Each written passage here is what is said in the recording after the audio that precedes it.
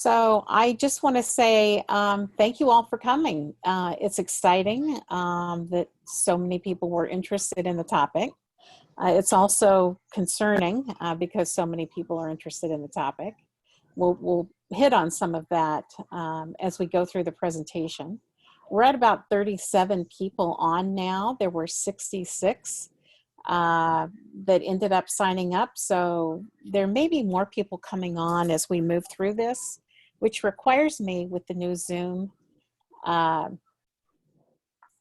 elements of security to individually let them in from the waiting room. So you might periodically see me sort of try to split my brain between what I'm saying and letting people in. So I kind of want you to know I'm not really schizophrenic, but trying to do two things at once.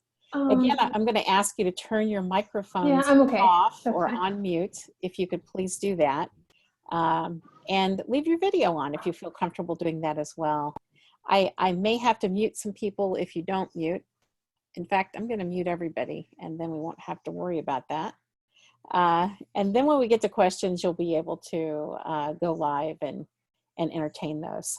So my goal of offering this tonight was to basically share some pearls of what we've been learning, not only in reviewing contracts and sort of how some of those employment arrangements are quite challenging, that we believe require negotiation or verification or validation, but also the need to grow midwifery, which means for some who have been out for several months, maybe a year from graduation, what might you be able to do differently to just land the interview, let alone land the job?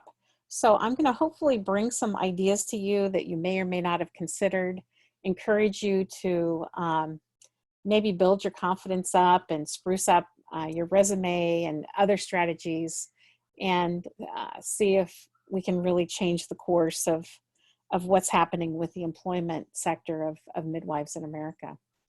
So what we're going to do is talk about each of these 6 areas. There'll be plenty of time for questions, but I really want to focus with as many people as who could be on here. It might be difficult to take questions as they come up.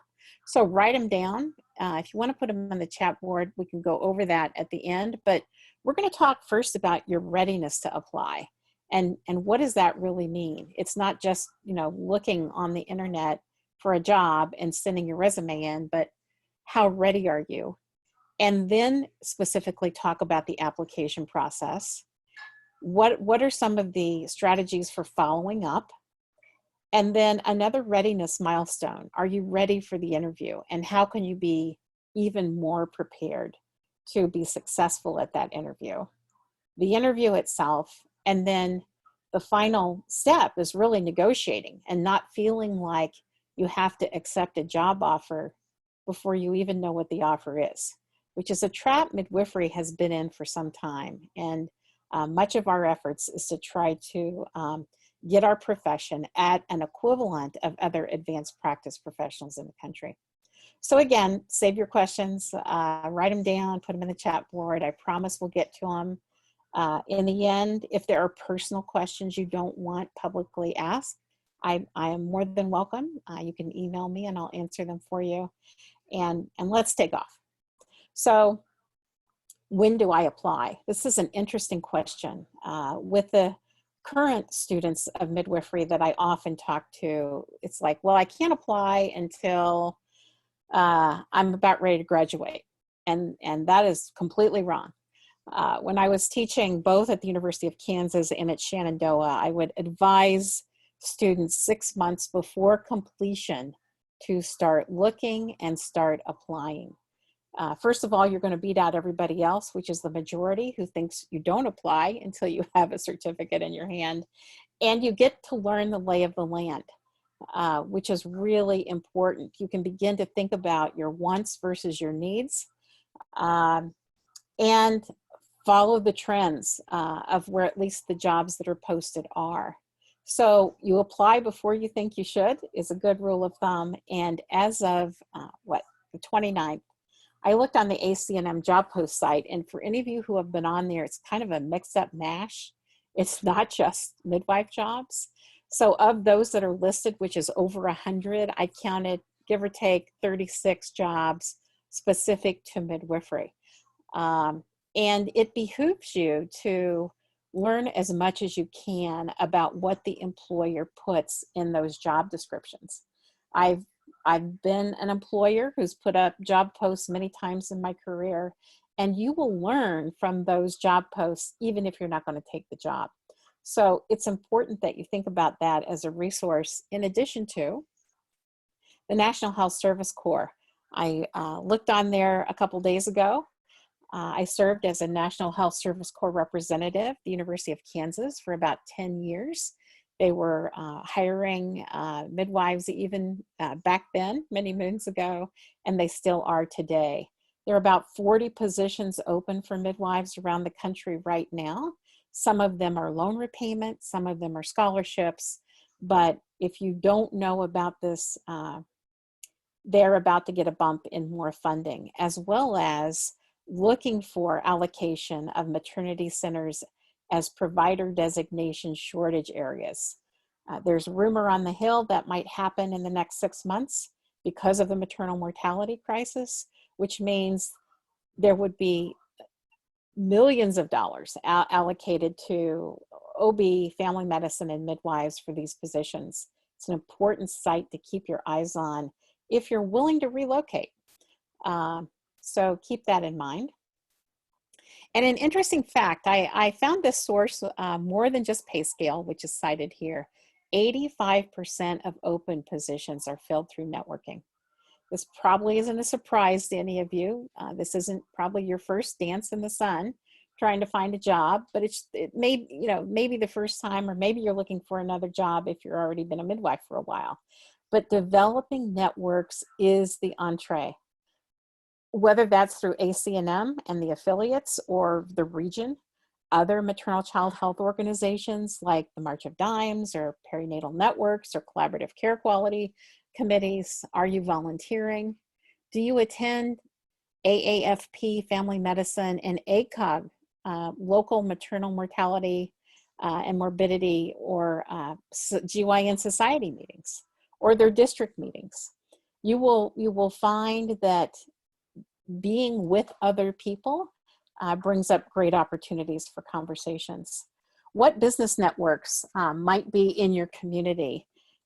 We have a large one in the greater Kansas City area that connects you to other people, not in your business domain, but certainly they know people who then know people. So it's broadening the awareness, not only of the profession, but also of your interests. Watching social media. A lot of jobs have been popping up on the student ACNM listserv. A lot, I should qualify that. Maybe one a week pop up, and they may or may not be listed in the ACNM job post. Tell people you're looking for a job. Inform other people that you may not think could be influencers for you, and do something to engage in the community. Really, really important to not only do that as a networking opportunity, but as a source for your resume. So where do you look? Most people look on the posted side of job openings. That seems to be human nature, no matter what job you're looking for. And so what are the most common ones that you can find postings for midwives? Indeed, Glassdoor, ZipRecruiter, Monster, LinkedIn, Google for Jobs, Ladders, and Healthcare Source. Healthcare Source has a small fee, but they have a very broad catchment area specific to healthcare workers. The other, which seems to be less common, are how do you go after a job that you don't know about? It's not posted. Maybe there are people in your community who have a midwife practice or who don't have one, but there's nothing posted. I cannot express to you how common that is. And sometimes just having someone approach you and go, hey, have you thought about a midwife or adding a midwife? is the trigger that starts the process. So it's called a prospect letter. I don't know how many of you have ever done it. It's very different than a cold call. So it's a letter that does not include your resume. You're just sending a letter and saying, hey, I'm Susie. I've worked in healthcare this many years. I've specifically worked in areas of maternal child health doing X, Y, and Z. And I'm wondering if you might be interested in hiring a midwife. I'm looking to relocate to your city, community, state. I'm interested in learning more about your setting, and you name it, where midwifery appears to be new, or maybe it's just growing and establishing, and I'd like to be part of it. I'd like to inquire if, insert the name of the setting, might be interested in exploring needs or interest in hiring a midwife. Would you like a copy of my resume? And here's just a little bit about who I am and what I do. Do not send your resume. These letters get attention. I can tell you, when I've been in positions of hiring midwives, which has been 3 times in my career, I just had a file that kept getting bigger and bigger and bigger and bigger of midwife applications because I didn't need anybody. But if somebody wrote me a letter and it said, "Dear Ginger Breedlove," you better believe I'm going to read the letter. So you have to find a name, and you can find about anything on the internet now.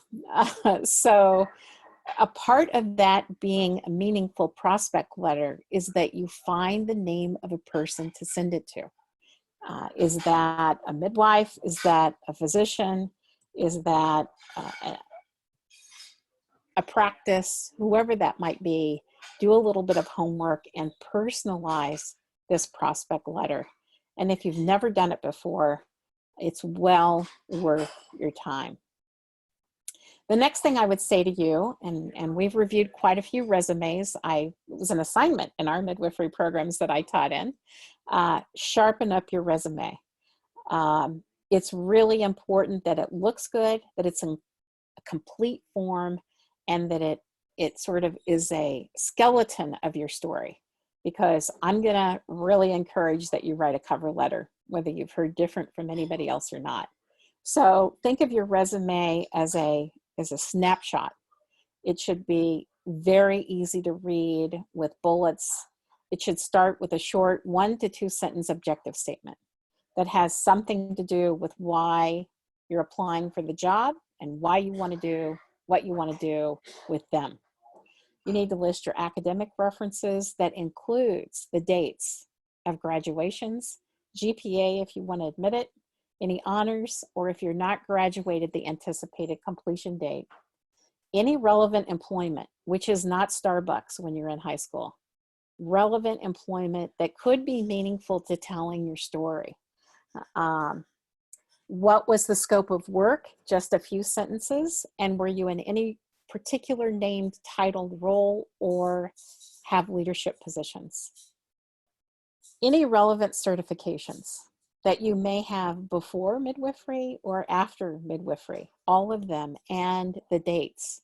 Like maybe I took NRP, but it expired 5 years ago, right? Make yourself look current. Any clinical practice settings you've worked in. So if you're a student, list the sites, the name of the practice, the city, the experiences that are top tier, like the ones you report to the programs for, and the numbers. The numbers are going to be important. If you've been in clinical practice as a midwife before, you of course need to list them all and describe what you did. Don't just list them with a setting and a date. Like, describe what you did. Did you lead quality management projects? Did you do marketing? Did you do benchmarking? What did you do in that practice besides practice, caring for people? List all your honors, awards, publications, and presentations, even the ones you've done in school. If they were peer reviewed and they were for a professional society, that's icing on the cake. But demonstrate that you have the ability in some way to communicate effectively, which it's not a bad thing to list student publications and presentations. any relevant volunteer work, especially if it relates to maternal child health, perinatal health, really, really important, even if those were not in hands-on roles. And it needs to look visually appealing.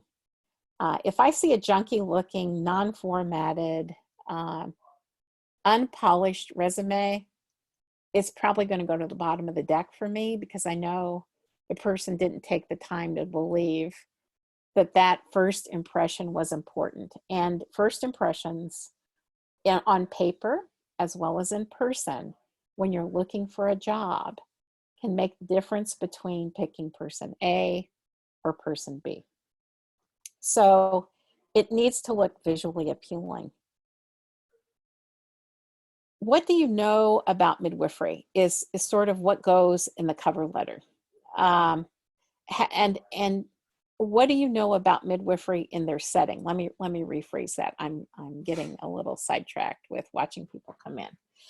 Why a cover letter? Well, a cover letter tells the story of the skeleton that you gave them in your resume, and it fills in the gaps. So these are things that you want to communicate in one page, and you don't have to include all of these, but you need to include some of them that help the reader know that you've taken time to learn about them. So what do you know about midwifery in the community, in their setting, or in the state? It doesn't have to be a lot, but at least somehow communicate that you've investigated who they are, where they sit in the state, and what do they highlight? Can you find midwives on their website if they have midwives? Do they talk about perinatal and reproductive health anywhere that you can learn about? And if they do, especially reproductive health issues, do you have similar beliefs and values to those people? Does their mission and vision align with what you believe in?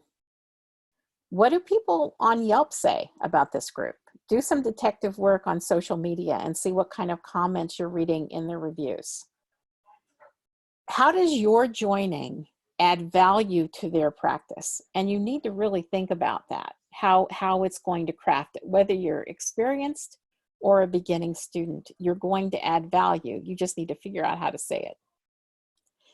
What are the thematic words you see reappearing in the mission, vision, values, and job description? And these are written starting with one and going down to the others, right? So there's going to be thematic words and phrases that repeat themselves. And you want to find out what those words are, because you're going to regurgitate them in your cover letter. So again, you're demonstrating you've done some homework. And again, find a name to address the cover letter to. And this is a point where sending a cover letter with your resume is key. It becomes much more personalized. There's more of a likelihood that whoever's reviewing these is going to be intrigued, and they're going to read your cover letter first. Any HR person you ask is going to basically say, cover letters are important. Somehow they lost favor, but it's worth having. This is an infographic I found for educational teaching positions, but it's a really great anatomy of what to include in the cover letter, and even how you can design it. So your contact information, putting it at the top with your personal information, so it's right up at the top, easy to find. A salutation, so dear Mrs. Jones, naming the person. The purpose statement, which is a restatement of what you have on your resume. A hook, so why do you want them to read this, right? Because you are saying that you've read about them, you understand their mission, vision, core values, you understand what they're looking for, and this is why I'm here to help you with what you need and what you want. So this is really a good guide, I think. The only thing I would add here is, if you know who you're writing to has not had midwives before, include a paragraph or a bullet list of the top 4 or 5 things that midwives provide like why a midwife, especially if you are doing a prospect letter to a group that does not have midwives. Really, really important to perk their interest of why would a midwife be of value. So here's the ultimate question for midwifery graduates who label themselves as I don't have experience, or believe that because of how the job description is written, they can't apply because they don't have experience. Well, there is no thing as I don't have experience unless you're 5 years old. You have a lot of experience. You have to figure out how to craft that experience to be meaningful and how it's going to relate to this job. So it's called connecting the dots. You're going to have to figure out how to describe your skills, abilities, and talents that have collectively brought you to this point in your career and why you're a good fit for the job. So again, read the job description from the beginning to the very end, and then read it again. And you're going to find 3 to 5 repeating patterns of what they're looking for. Don't worry about the word experienced. Look for other things they're looking for, okay? And you're going to be using those descriptions in how you describe yourself. So you're going to take your resume and you're going to take the job description. You're going to line them up side by side, and you're going to start using some of their words in your resume. And that may come through experiences you had as a student. It may come through other jobs. It may come through other academic degrees you have. But you need to be able to line up these two in a way that they're going, oh, wait a minute. This person has had this much experience as a nurse administrator in labor and delivery. And, you know, wow, I didn't know that they would have all of that experience that could contribute to what we're trying to achieve over here. So essentially, you have to prove to them why it's a non-issue and how your past experiences help you overcome, and you're actually ready for the job. Now, does that mean you have no need for on-ramping or onboarding or mentoring? No, that's not what we're saying. But we are saying, and this is, again, a lot of research says this, the job goes to the person who poses the least risk to the employer. That means honesty is number 1. Character is number 2 over competency. Character is over competency, believe it or not, in all the research. And you're gonna be somebody they're gonna invest their money in who's going to stay. We reviewed a lot of contracts, exit contracts. How did they get out of the job because it's less than a year and all these consequences are going to happen to them? They just made a mistake.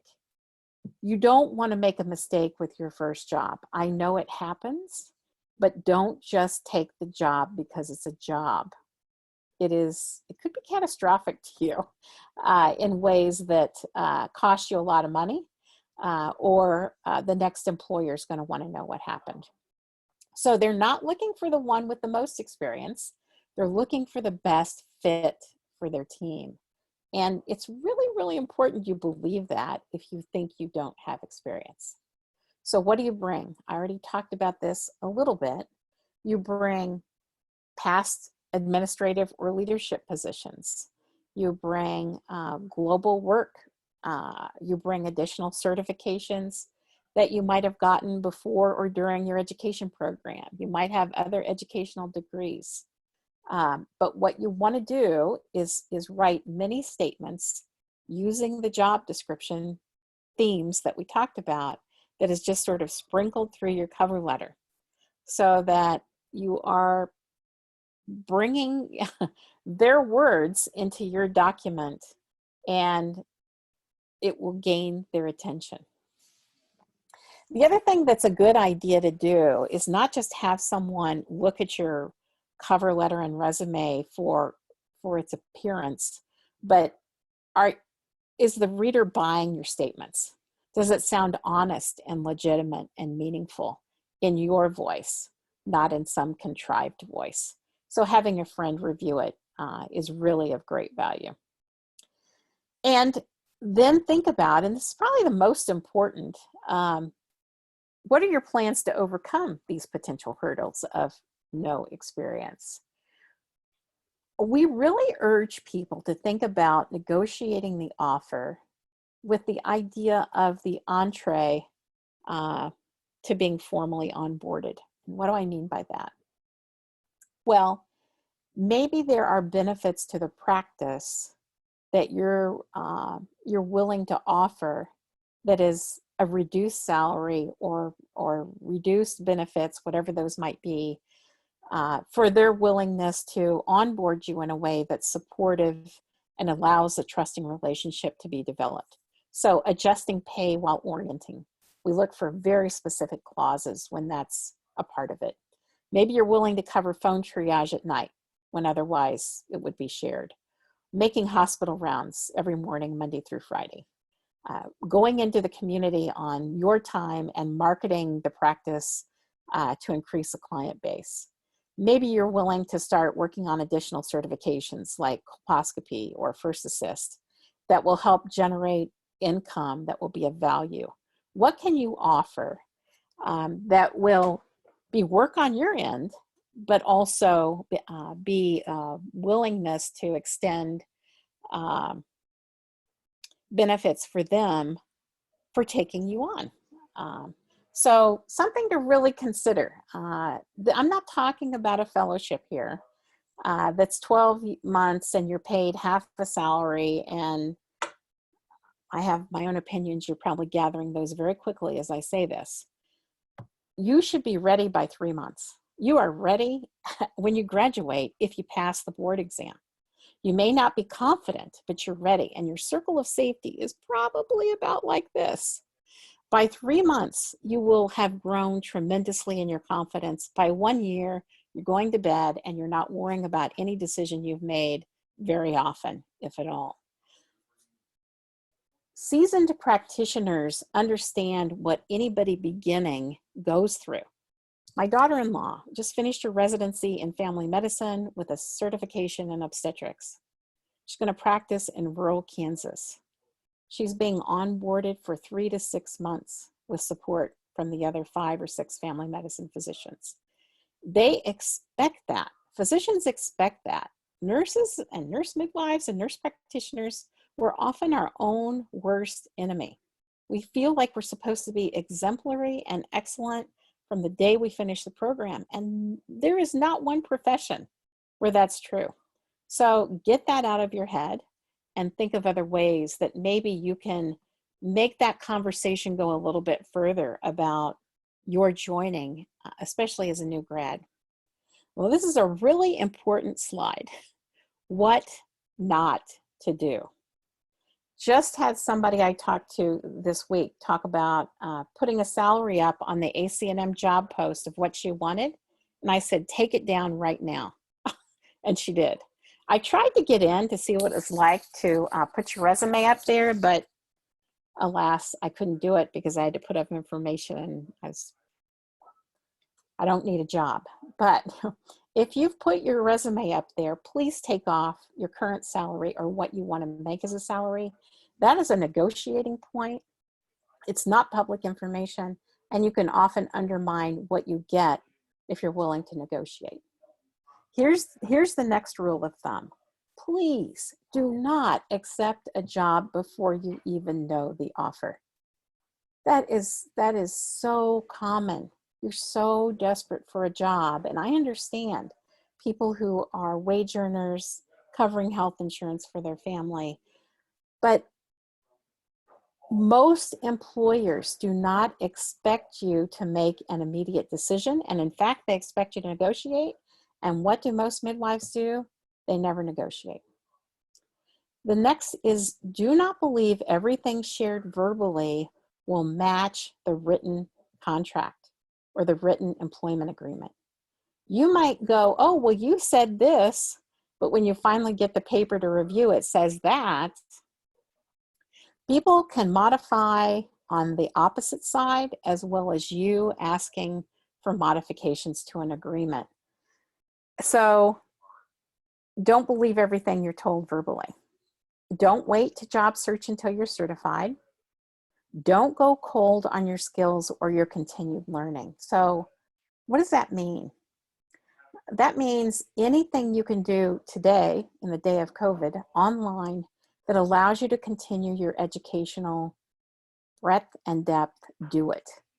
Continuing education conferences online, learning first assist, didactic online, learning advanced fetal monitoring, which A1 is doing now online, which they've never done before. It was always in person. Learning the didactic part of ultrasound. You don't have to be in midwifery school to do any of these things. And if you show on your resume you are doing continued learning, even though it's going to cost you some money, I promise you, I'm going to look at your resume before I'm going to look at somebody who sat and unfortunately not shown evidence of anything since their date of graduation. And the last is, don't seek a perfect job. It's like a partner in life. They don't exist. And I've been married 28 years, and he's probably listening to me over there. You need to be able to realize that things change by the day, by the month, and by the year. And employers can't always control all those variables. And that doesn't mean they're bad or they're wrong, but there is not a perfect job, so don't wait for that to happen. So what's the follow-up after you submit your resume? A rule of thumb is 48 hours later, send an email to the recruiter, the lead midwife, whoever the communication person is, the practice manager, to validate that they received your resume and your cover letter. Just shoot them an email. You might say, thank you, value your time responding, really excited about possible conversations in the future. Make it as positive as you can, but not a thesis, okay? Don't be stalking in that kind of language. A week later, if you've not heard from them, you make a phone call and you request if they received your information, and you wait. If you don't hear back by the second week, there are a few little insinuations you can probably make. They're not very good communicators, or their management isn't on top of communications between management and the HR side. But you need to call again and express your strong interest. See if you can get them to email or call you back with a process on recruiting efforts and hiring. And if you don't hear back after 2 weeks, I would tell you to stop. Because it'll start looking like stalking after that. And they may keep your resume on file and surprise you, a month or two later. But that's typically a point where I would suggest you stop. So what about the pre-interview? Let's move on now. They've sent you a response. They're like, Abigail, we want to interview you. If you haven't done it already, you really need to start learning about the history of midwifery, or why there is no history of midwifery in this setting, in this community. Learn everything you can online. And if you have any contacts, friends, family, classmates, ask them what they know. You need to look up and really understand their mission, vision, and values, and be prepared to integrate those somewhere in the interview conversation. It's interesting, when I do grand rounds at a lot of hospitals, I'll start with a PowerPoint slide that shows a picture of their hospital. I'll have done all my homework. I know how many MFMs work there. I know how many OBs work there. Is it a teaching hospital or not? How many midwives work there? How many FNPs work there? And I'll put those numbers up on the slide. And then I'll put up their mission, their vision, and their values. And I will intertwine that through my entire Grand Rounds presentation, because most of the time they don't know what it is and they're not practicing what those are. So it can be of real value to highlight that in ways that augment you, who you are, what your story is, what you believe in, and why you're excited about joining in those components. You need to have a list of questions. You need to be prepared with what they are and why are you asking them. And I usually have people think about your wants versus your needs. Make a list of things you want in a job and make a list of things you need in a job. And be prepared to ask some questions that relate to your list. Do you want a work-life balance that is 3 days in the office and 1 in 4 call? Is that what you want? Or do you need to be able to be off 2 days a week because of X, Y, and Z? Whatever the question might be, have some questions ready that relate to you, not relating to them, if that makes sense. It's important to realize that your questions are going to be soliciting, your answers are going to be soliciting competency and character. And they're almost always in a behavior type question. And I have my favorite one I'll give you here in a minute. They are going to want to explore your competency a little bit. You have to be honest, right? You've already said on your resume something about your competency in your description. But what they're really going to be looking at is, who are you? Do you look at them in the eye? Did you have a strong handshake? Are you leaning forward or are you sitting back shaking with your knee bouncing up and down? Who are you presenting to them in terms of the way you answer questions and the character that comes across? It's incredibly important that you don't go in thinking you're not going to be able to answer what's 25 times 25 in 10 seconds and they're going to judge you on that, right? They're not going to ask you how to deliver a breech baby. They aren't. Don't worry about that. They might ask you a scenario that leads up to the possibility of a shoulder dystocia and what are you going to do? But they're not going to ask you to describe all the mechanics and maneuvers of delivering a baby with a shoulder dystocia. Practice is about a team. It's not about an individual person. And they want to know if you will fit in their team. That's what the interview is all about. So you're going to tell your professional story in stages. I can remember when I left the University of Kansas, I was the program director there, started the program, ran it for 10 years, got enticed to leave, 6 months shy of tenure, went across the street, virtually the state line between Kansas City, Kansas, and Missouri, went back to where I started the first midwifery service in Kansas and ran it for 10 years in Missouri, Kansas City, Missouri. They recruited me back to start graduate education at what was a 100-year-old diploma program. They had just added the BSN 10 years earlier. Now they wanted to add an MSN. The dean at KU said, take the program. When you get over there, we don't need 2 midwifery programs 2 miles apart. Getting passed through GME money was a sweet dream, working with people that I knew I'd worked with 10 years before. Got over there and was working for the most dysfunctional bipolar dean you could possibly imagine. It took me about 3 months to figure out something was wrong with her, not me.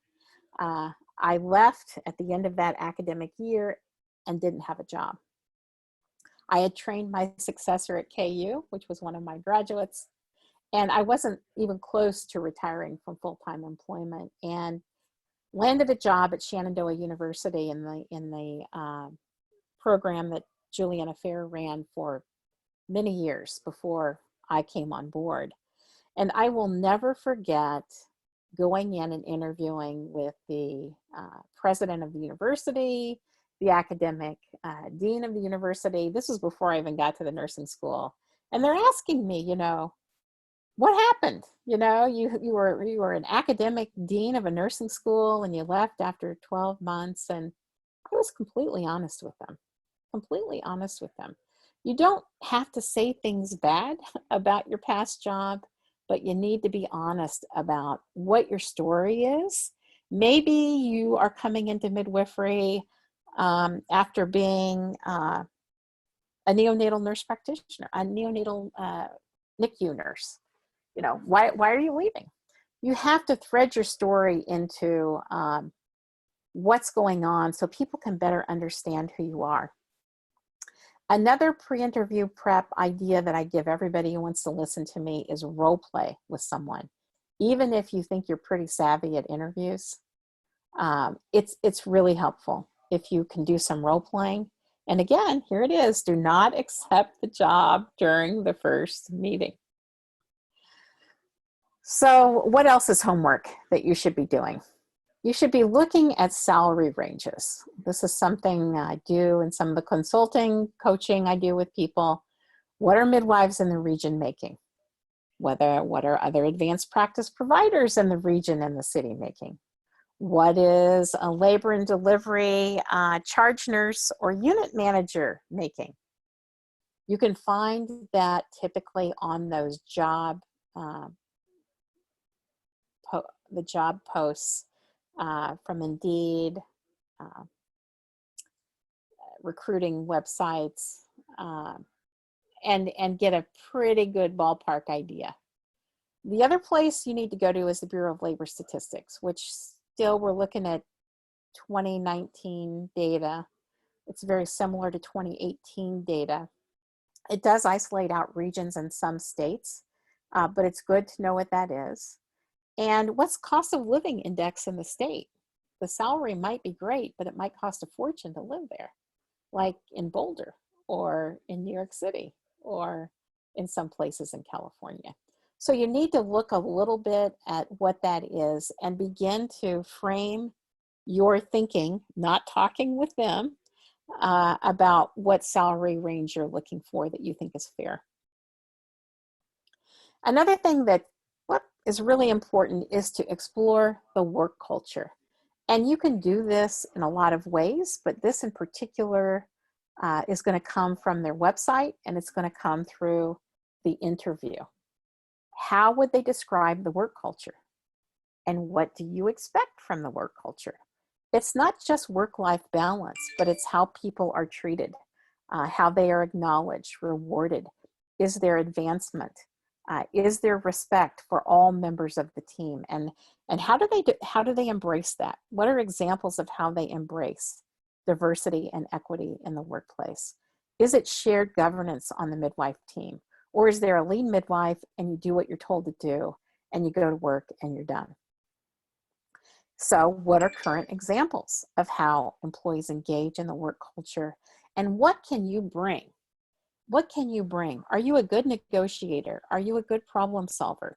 Are you good on social media? Are you good, and does data drive you into heaven? What are things you could offer that will make the work culture fun for you and a benefit for everyone? So I told you that I was going to give you my top interview question. I've used this for years, and I cannot tell you how much I learn by what people say to me.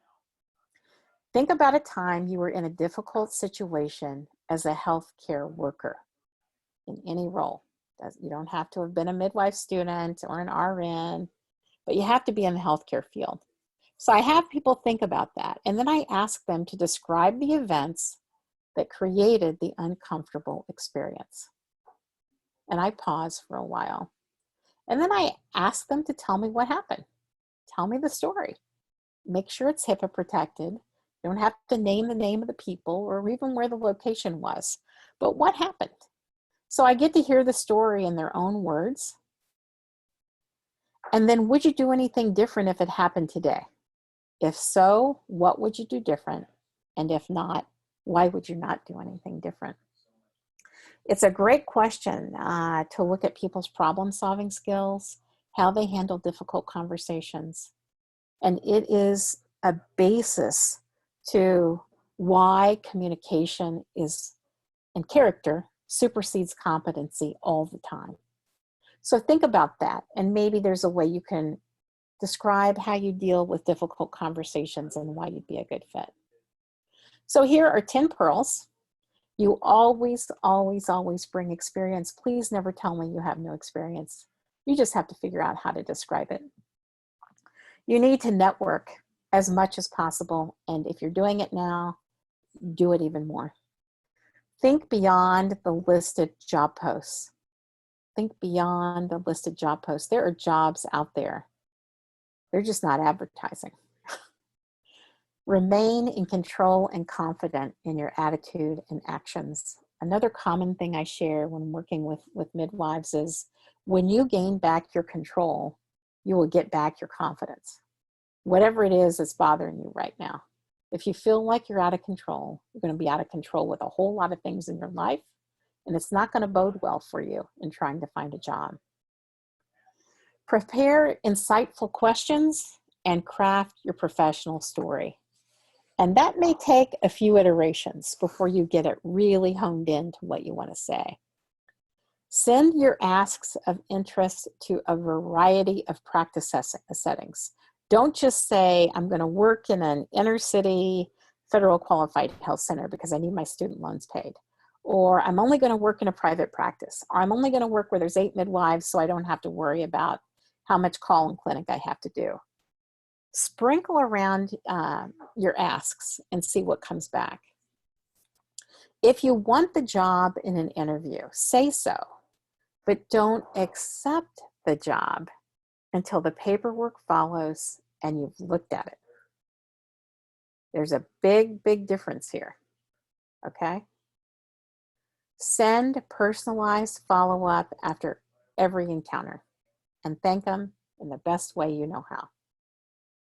Consider modifying your salary and your workload for a short time to get your foot in the door if it's a strategy that you need to think about to keep them interested. And this is a really big one. Review your online presence as far back as is searchable. This has become an enormous HR investigative process. The midwives are going to do it. The HR team's going to do it. Somebody's going to look back on anything they can find about you, and they're going to learn a lot based on how you express yourself. It may be reasonable to turn all of that off while you're in the process and then start it back up, although I don't know how to tell you to do that, unless you want to be bold and brave and you don't care what people read. But it's something that you really need to consider. So here's a cute little meme. How in the heck do people ask for more money? Why would anyone pay me more than the original offer? Why is this so hard? I thought getting the job was supposed to be the hard part. Is it greedy of me to ask? This sounds so much like midwives. We're so full of passion. We want to go out there and help families. Maybe we've chosen a second or third career because we know it's what we're called to do, and we're going to do it for anything. We have to stop that behavior and realize that nearly all employers expect some period of negotiation. You're not forging friendships here. You're going to see that on the slide here in a minute. So how do you get to yes? You know there's a bite. You know they're interested. You know they're talking in a way that's getting much more serious, much more details. Whether it's the end of the first interview or you're on a callback for your second interview, by the second interview, you pretty much know when you're done if it's a fit for you and if it's a fit for them. Please invest in this book. My husband taught me about it. He went to Harvard for a couple training sessions on negotiation. It's called Getting to Yes. If you've never heard of it, it's a classic written by Fisher and Urey, and it talks about everything related to getting to yes, whether it's in your partnership in life, with a faculty member you don't like, with a potential employer that you want to come to an agreement on a salary on. It is an amazing book. And one of the things they say is it takes time and is likely to require multiple conversations. And it is much more in negotiation than a number that is your salary. It's about what's your appointment schedule going to look like? What are the benefits? What's the call? What kind of CME will you support me with? Is there a mentorship? Will you pay for my professional expenses? What do you mean by malpractice coverage? Does that include tail? Will you pay for relocation? What about a percentage of my student loans if I stay 5 years? What kind of space will I be working in? Will I have my own MA or is it shared with 5 other midwives? What's my title? Vacation. Who's my boss? There are so many things beyond the salary that will affect how you feel about your job. And if people are happy, they're often okay with less than what they believe their salary should be. Not a lot less. It should be a fair market salary. But if they're happy, they're pretty content and they're going to stay around a while. So what can you leverage in negotiation? You go back to your wants and your needs, and those need to be outlined. We have a webinar on getting your worth on our website. It's transcribed. You can watch the PowerPoint if you haven't seen it. There's a checklist on wants versus needs for healthcare providers, and it really does lay out things easily for you to put check boxes in. You do have options. What are they? You know, that's going to come down to your wants versus your needs. And most negotiations involve challenging moments, and we typically prefer to avoid them, which is why we don't want to negotiate. It just doesn't feel comfortable. You don't feel confident enough to move into that as an expectation of getting a job. It's an expectation of getting a job. So number one, always find something to negotiate. Just tell yourself there's going to be at least one thing you're going to go back and ask to be clarified, ask to be modified, ask to be removed. And I can promise you, of the 250 contracts we've looked at, there's at least one thing that we say to them to negotiate. And there's typically 5 to 10. Know your bottom line. You need to know how far you're willing to negotiate on, especially salary, but also on these non-salary benefits. What's your bottom line? And you always start on salary at $10,000 to $15,000 above what you want. $10,000 to $15,000 above what you want. Get outside legal review of any written agreement. Now, there are employment agreements that may be 1 page, which is pretty shocking because of what's missing. And there are 33-page complex, conflicted contracts that you're asked to sign. It doesn't matter if it's on a piece of paper and you're asked to sign it, get some outside legal review of that document. I think I mentioned this before, frame the negotiation as a business discussion, not that you're forging a lifelong friendship. This is much harder if you are going to a boutique service, a birth center, a home birth practice, a midwife that owns their own practice, and it's very intimate. They want to hire you because they like you. Amanda, I'm picking on you. They want to be your friend. They want you to come be their friend in working. But right now, in negotiation, it's a business discussion. It's not about whether you're friends or not. And again, review the Getting Paid Your Worth resource on the Grow Midwives website. So here are some resources that I'm going to highly recommend. Oh, there's a typo there, before the interview. Before the interview, there are 5 TED Talks. Pick a couple and watch them. They are really, really good before you go into that job interview. The Harvard Business Review has 3 winning strategies on how to negotiate your salary if you're not willing to buy the book, Getting to Yes. And the Forbes magazine recently put out 2020, why a strong cover letter is really important companion to your resume. So those are there for you. And my last point is this statement. And I'm really feeling stronger about this as we see some practices closing with unexpected announcements. A number of midwives that are unemployed, as evidenced by people on this call. If you don't build your own dream, someone will hire you to build theirs. So consider your own business, especially if you are in or are considering relocating to a state with full practice authority. There are 3 key components to owning your own business, and there is There's no reason why you can't do it if you analyze. Do you have the right personality, or find someone to be your partner who does? It doesn't mean you're bad or dumb. Do you have the financial know-how? And is there market viability in what you want to create? And that's actually going to be our next webinar. Leslie Rachman, who's my business partner, has owned and operated her own freestanding birth center in Charleston, South Carolina for now 12 years. She just moved from her original location into a very exciting partnership with the Medical University of South Carolina, where I went to midwifery school. It's still owned and operated by her, but the consulting physicians are now at MUSC instead of a small community hospital, and she has just opened a brand spanking new 4-birth suite birthing center. And Leslie's going to have a lot to share about starting your own business. So I'm going to leave you with things we do for midwives.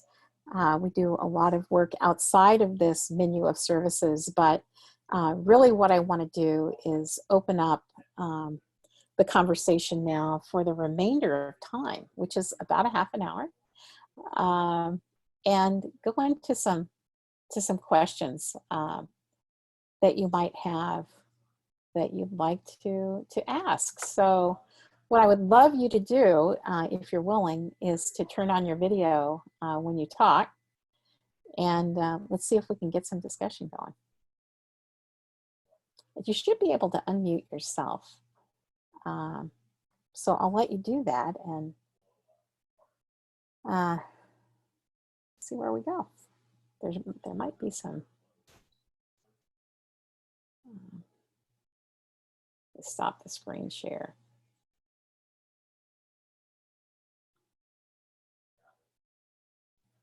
All right, let me just jump over here until I get somebody who's going to ask a question. I think Alvin's on, so he's probably going to ask some questions. We'll see.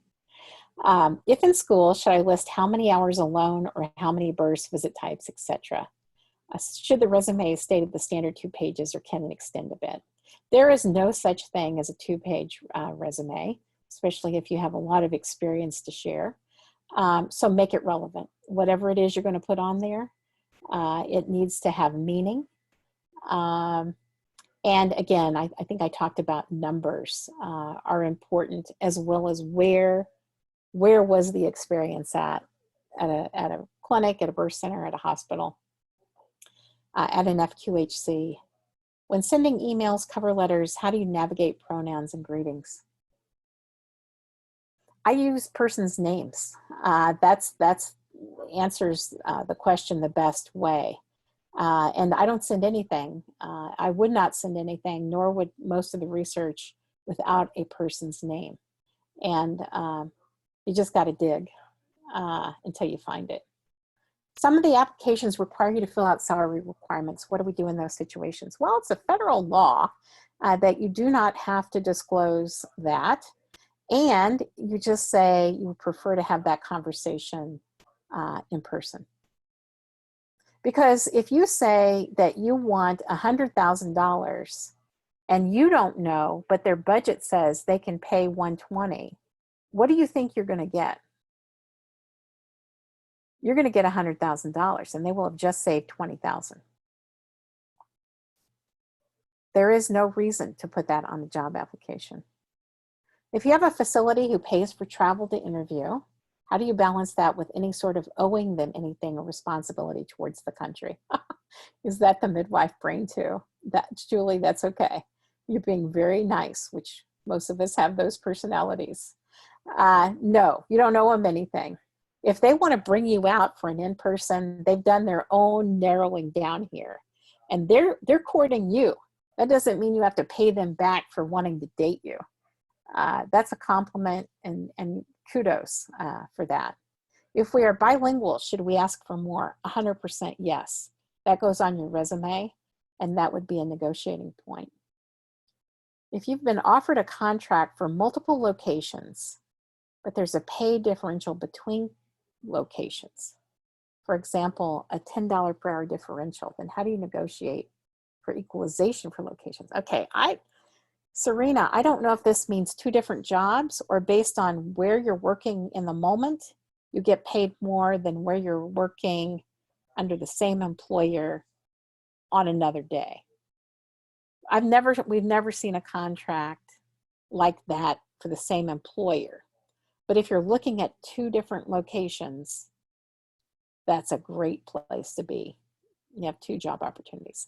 Then how do you negotiate for equalization for locations or limit the location? No, the facilities are under the same employer. Well, the first thing I would do is say, I've noticed that there's a pay differential. Can you help me understand why?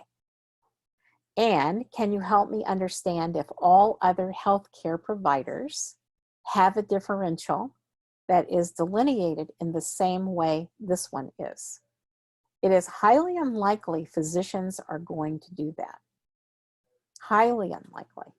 So I would want to understand more of the context and then what choices you may have in where you work. Sounds a little strange to me. So Moria, my antenna would go up about that. And now I know who I'm talking to. No, that was Serena. So I don't know if that helps Serena, but I would have a few flags up about that site. Here's Moira. When a company posts a job that has things wrong about midwives, like calling you maybe you met midwife, or saying you must be certified by ACNM, is this always a red flag? I tend to worry that it means they haven't bothered to learn enough about midwives.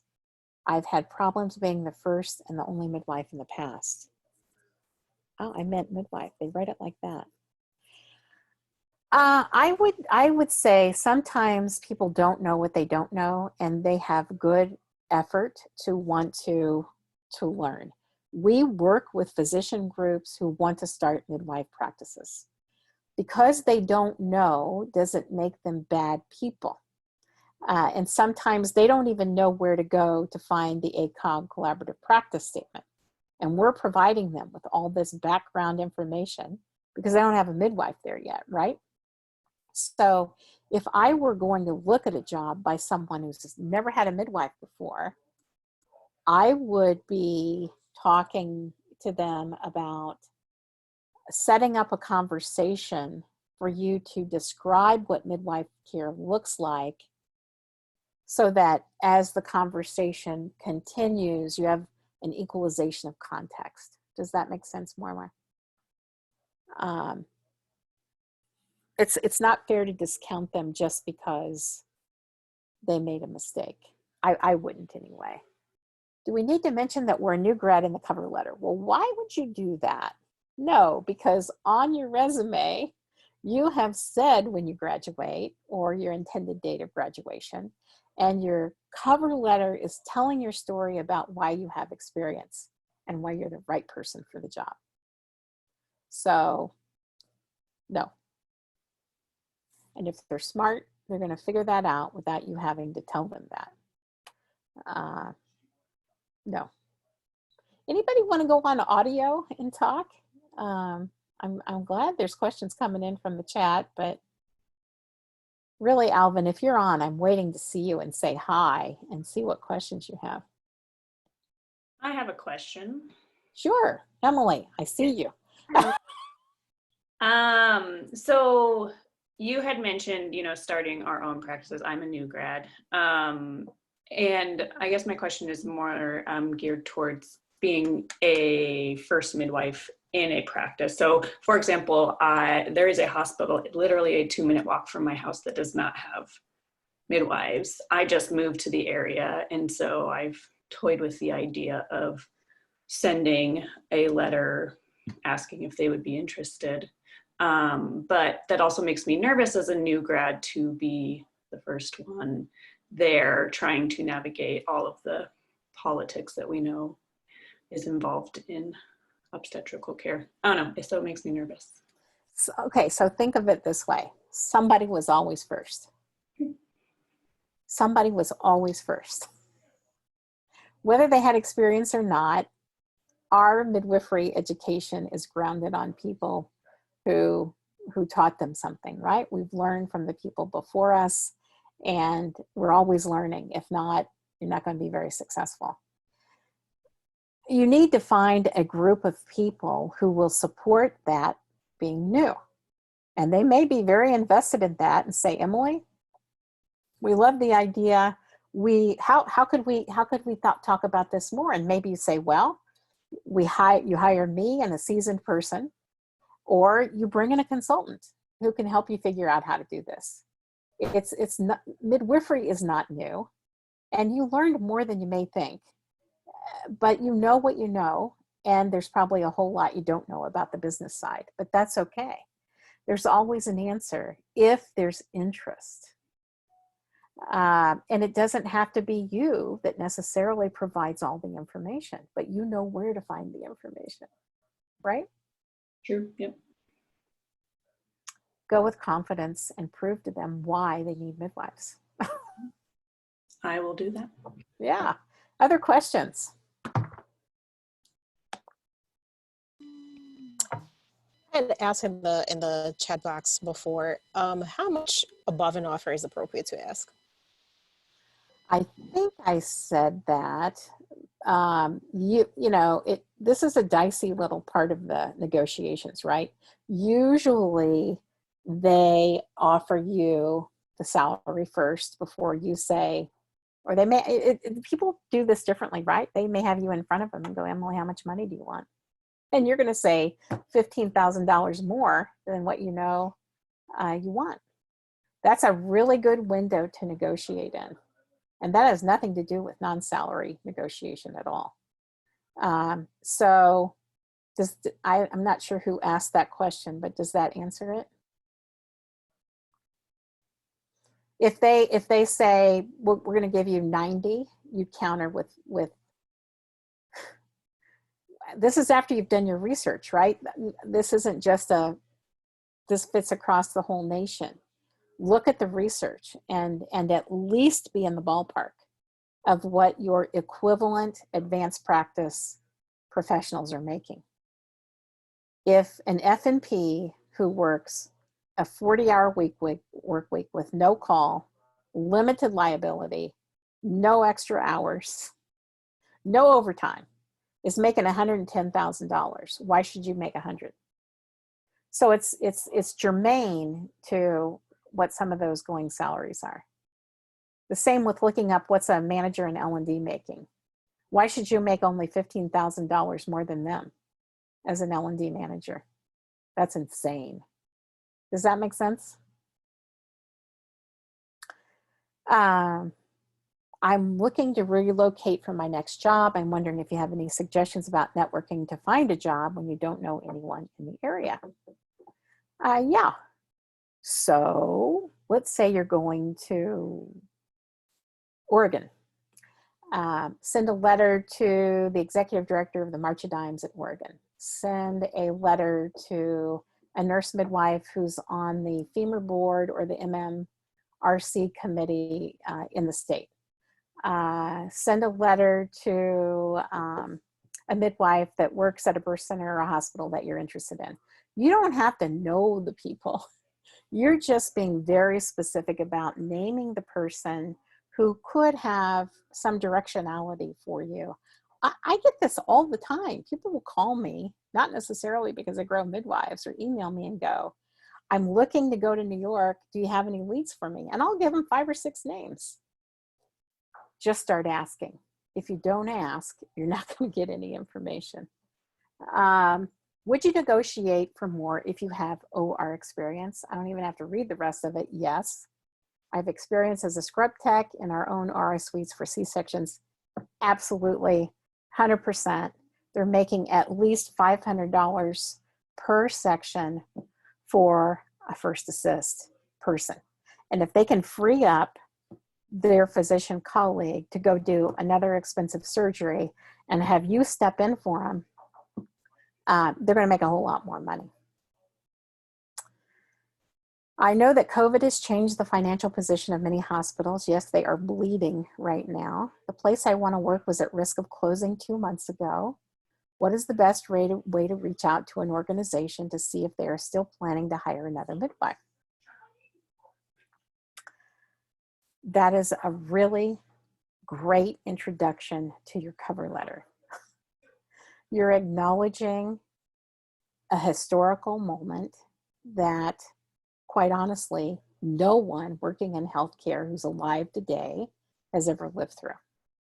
And acknowledging that and the complexity of it and the financial implications is really, really important.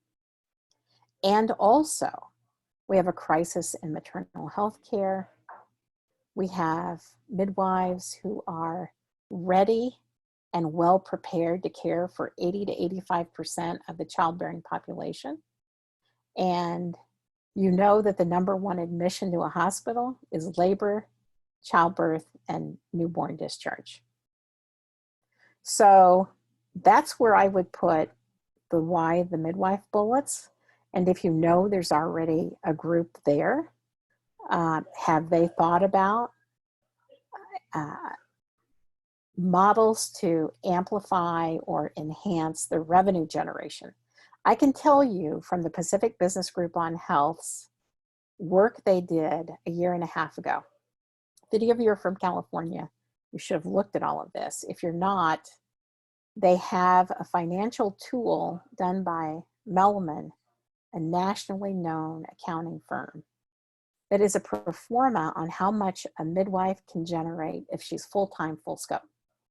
Now, this isn't adding in all the other skills beyond the core competencies. So first assist, colposcopy, ultrasound, those are all things you're not taught in midwifery school. They're those things you're going to work on, right? If you're interested. So what they did for the state of California was create a pro forma that has pretty good reliable data from a year and a half ago on how much a full-time, full-scope midwife would make.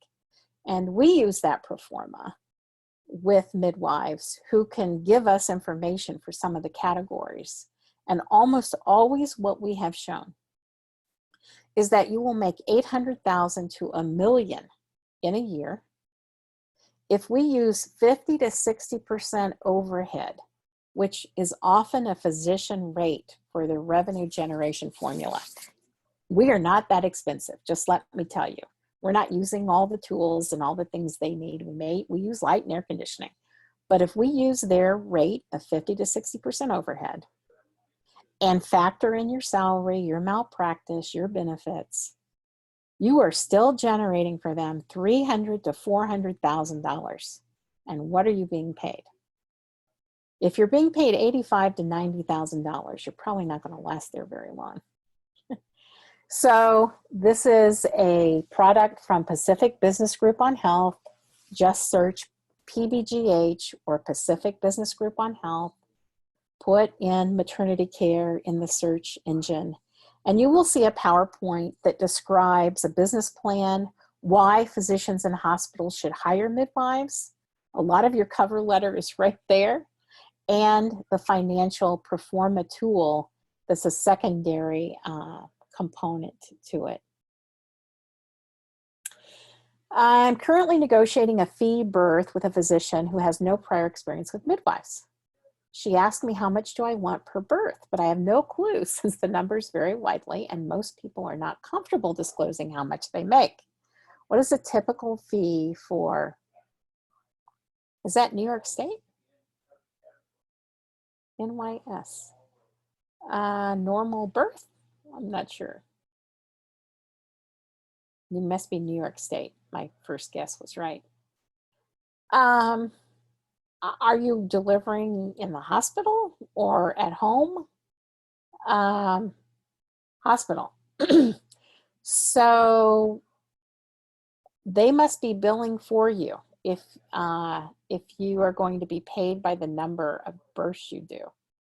Is that true? I feel like I'm playing Clue right now.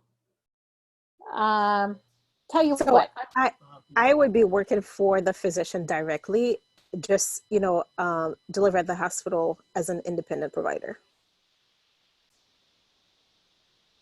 You can't work for somebody and be an independent provider. Does that make sense? Yeah. I tell you what, why don't you email me and we'll work this out. I'll give you some hints. it's probably more complex than what you feel like sharing or want to share right now. Just email me at ginger@growmidwives.com and I'll help you out. How's that? Sounds good. Thank you. Yeah, no problem.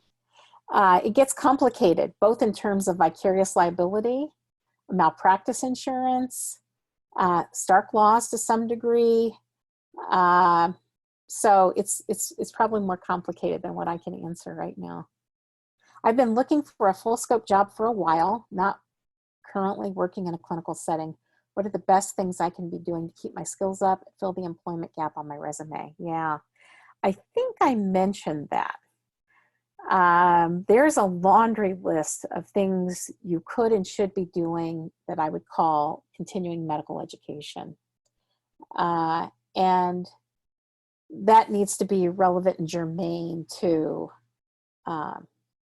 women's health or perinatal care.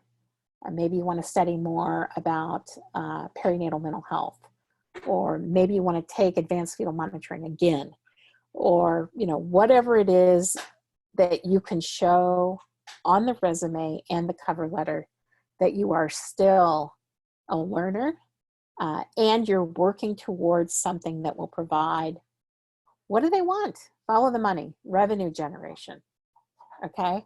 Maybe it's biourinary dynamics, a field that a lot of midwives are starting to enter.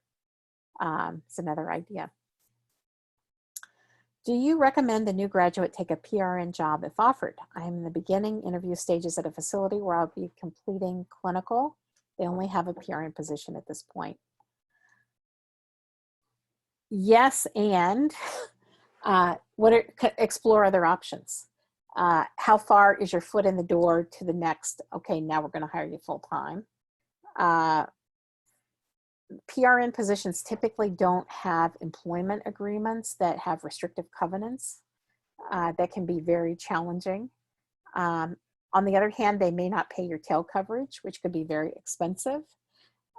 So I would say it depends, like everything, on what the job offer is, what the expectations are for notice, and what do you gain out of it in addition to what do they gain out of it. So I'd need to know a lot more, but all important questions to look into as you consider that.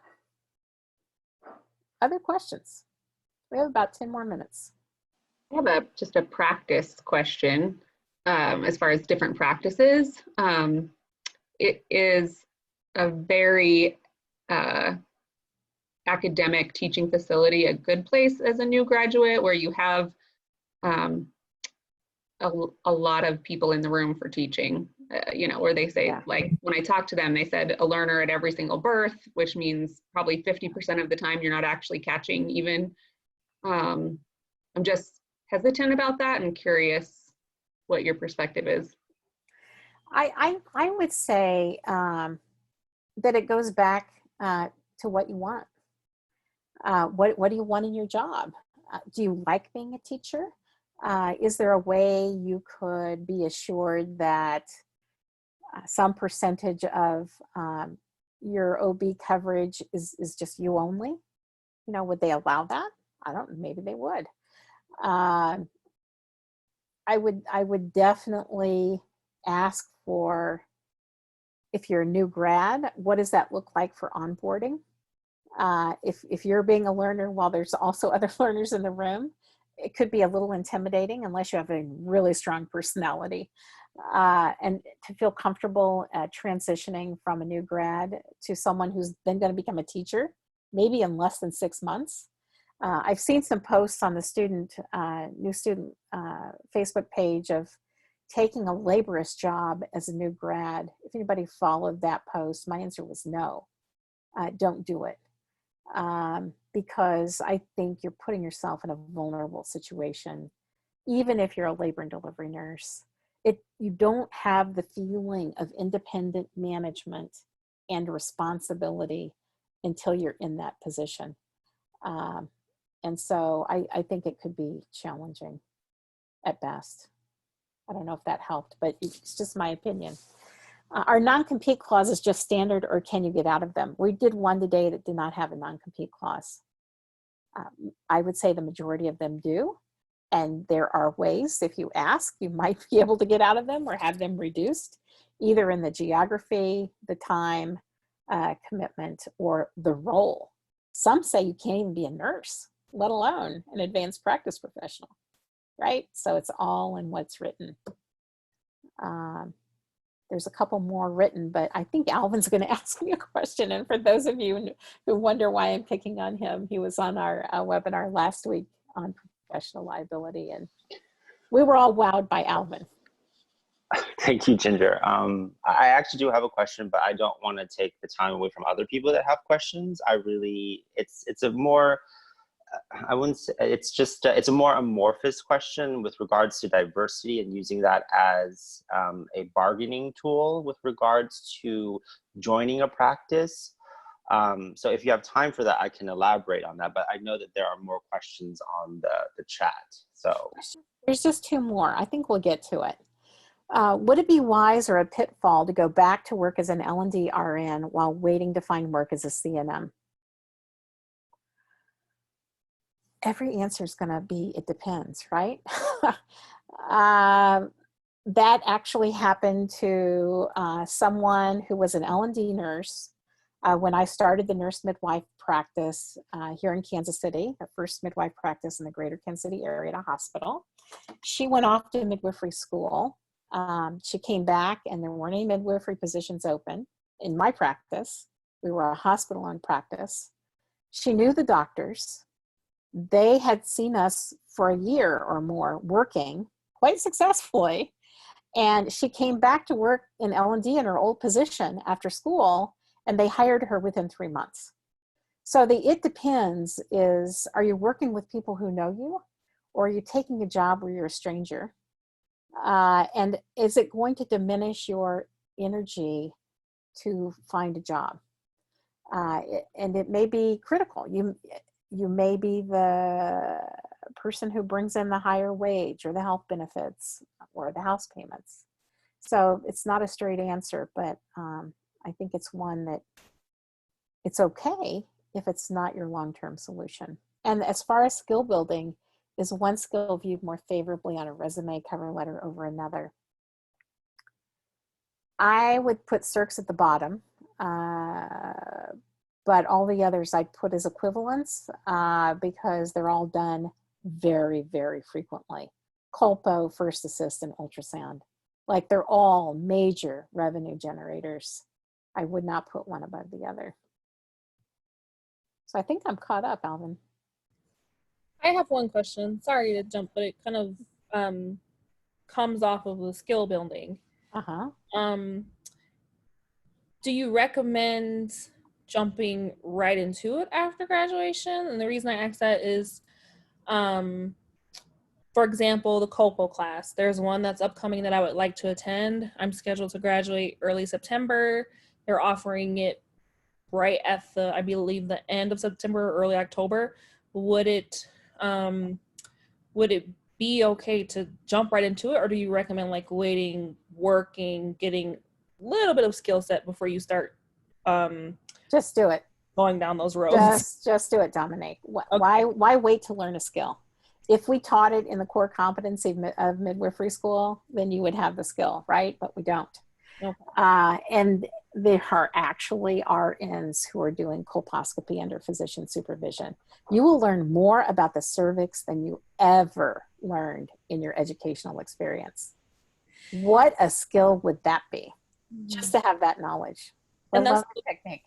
That's the only reason I asked. I'm scheduled to take, I'm doing like a didactic portion of the ultrasound course while I'm still in school, and then a hands-on after. And then functioning as a scrub nurse, I'm taking Neil Tharp's first assist class while in school as well, and plan to get that after. So you answered this question for me, Dominique.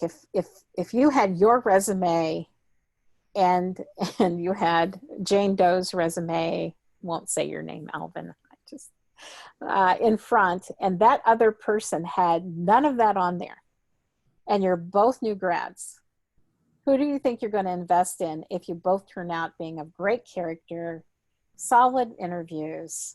Who are you going to pick? I'm going for me, 100%. I would too. I would too. There you go. That was easy. Thank you.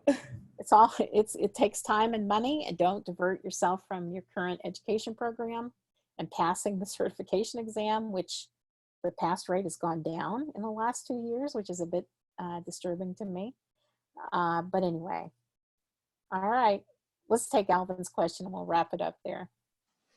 Thanks, Ginger. So the question I have is the current dialogue that we're currently experiencing in the United States and within ACM itself with regards to diversity and inclusion in midwifery.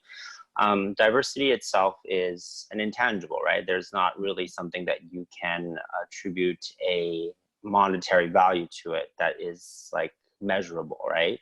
But when you are negotiating now in this current climate, you can actually add something to a practice, especially given that a lot of midwives or midwifery practices might be re-examining the diversity of their midwifery practices in light of what we are discussing now as a country and as a profession. So how would you bring diversity in terms of like adding value to a hospital system or to a midwifery practice, while at the same time not trying to say that I don't think that your practice is diverse enough, and saying that that you could be more diverse if you brought me on board, while trying not to say that and trying to not offend them by saying that, but at the same time that there can be value in having me come into your practice or someone like me to come into your practice. How would you go about having that discussion and threading that needle? I think I'd take you back to this slide if you can see it. I think I'm still screen sharing about exploring the work culture. And part of that is, what can you learn from your research about their mission, vision, values, core values? What can you find out about the makeup of who works there? And ask them to be the leader in the conversation. How do they embrace diversity and equity in the workplace? Because you don't want to presume you know, and you want to hear what they have to say. Because it's a tough question. It's not a common question, but it's becoming, just as you said, more important. And so I think having them, whoever you're talking to, it may be a team of people, or it may be 5 people in a row with 5 different interviews all lined up that day. Ask them all the same question and see what they say. Is there a match here? What does it really mean? Do they have a work culture that embraces qualities that align with you? And then can I also say that I can give you, perhaps help you access other markets that you didn't have before? Absolutely. Okay. Absolutely. I mean, that's what you can offer, without a doubt. An important thing to add. Thank you. You're welcome. One more, and then I'm gonna say that I'm glad to field, if they're not complex, questions at ginger@growmidwives.com and shoot back answers to you. And the recording hopefully will be up on our website soon. I still can't find our professional liability one up. I think our web team has some traveling issues going on. But here's the last one. What would you recommend we include in the 48-hour email follow-up after submitting an application? Just a very simple, honestly crafted message. You know, I'm very excited to have submitted you the resume. I'm curious about what the timeline is. And I would love to know if you could share with me any information about the hiring and recruiting process. Wouldn't make it complicated. You contact us right here at the very end. www.growmidwives.com. We have a contact form we ask you to fill out, and we'll get back with you if we can help. So thanks for joining, everyone. It's great to see your interest, and go for it. Go for it. Don't underestimate who you are and what you're offering families in our country. You're critically important. Have a good evening and a happy 4th celebration, everybody. Bye-bye. Much.